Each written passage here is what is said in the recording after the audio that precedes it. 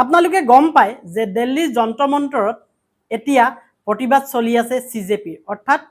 cockroach party জনতাৰ আৰু তাত ছাত্ৰসকলক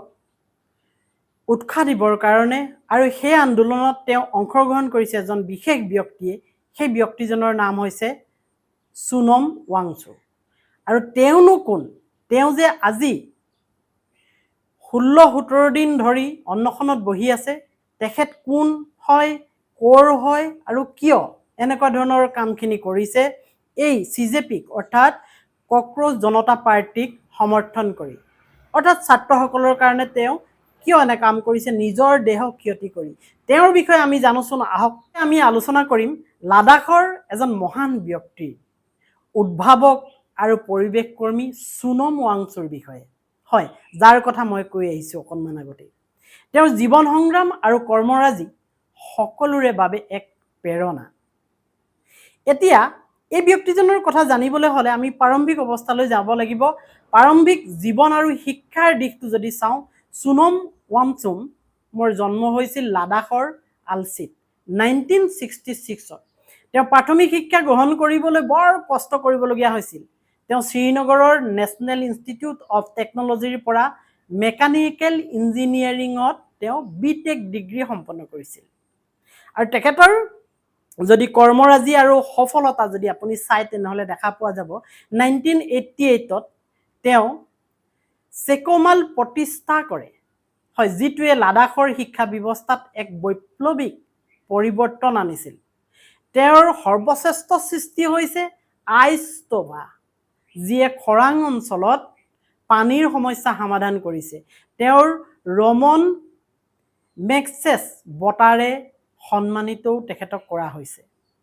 এটা বৰ্তমান তেওঁৰ আন্দোলন কি চলি আছে বা তেওঁ কেনেকৈ জড়িত হয় বৰ্তমান তেওঁ দিল্লীৰ যন্তৰ মন্তৰত ককৰোচ জনতা পাৰ্টিৰ হৈ এক অনিৰ্দিষ্ট কালীন অন্নখনত বহি আছে আৰু এই আন্দোলনটো হৈছে পৰীক্ষাৰ খেলিমেলিৰ বিৰুদ্ধে আৰু সমগ্ৰ ভাৰতৰ শিক্ষা ব্যৱস্থাক স্বচ্ছ আৰু জবাবদিহি কৰাৰ দাবীৰে এই অন্নখন চলি আছে তেখেতৰ আৰু এতিয়া যদি আপুনি চাই এই সোনম ৱাংচুকৰ যি অন্নখন চলি আছে এই অন্নখন তুলিবৰ কাৰণে চৰকাৰী পক্ষ বা শাসক পক্ষই অকণমানো সদ্ভাৱ নাই যেন ৰাইজৰ অনুভৱ হৈছে বৰ্তমান সময়ত বিভিন্ন ব্যক্তিয়ে গৈ সোনম ৱাংচুক লগ কৰিছে আৰু তেওঁলোকৰ যি দাবী পৰীক্ষাৰ প্ৰশ্ন কাকত ফাদিল অৰ্থাৎ লিক হোৱা কোটি কোটি টকাত লাখ লাখ টকাত যে প্ৰশ্ন কাকতবোৰ বিক্ৰী হয় সেই কথাবোৰ ধৰা পৰাৰ বিৰোধিতা কৰি তেওঁলোকে এই আন্দোলন আসলতে শান্তিপূৰ্ণ আন্দোলনটো চলাই নিছে যন্তৰ মন্তৰৰ পৰা আৰু তাতেই সোনম ৱাংচুকে তাতেই বহি অন্নখন কৰিছে আজি 16 দিন পাৰ হৈ গৈছে আৰু কিমান দিন অন্নখনত থাকিব ভাৰত চৰকাৰে এইখিনি কথা চাব লাগিছিল যেহেতু সেই পৰীক্ষাৰ লিক যেটো পেপাৰ লিক হল সেই পেপাৰ লিক হোৱাৰ পিছত বহুকেইজন ছাত্ৰ ছাত্ৰীয়ে আত্মহনন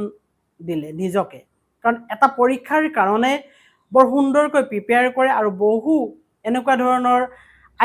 আৰ্থিক দৈন্যতাত ভুগি থকা ল'ৰা ছোৱালীবোৰেও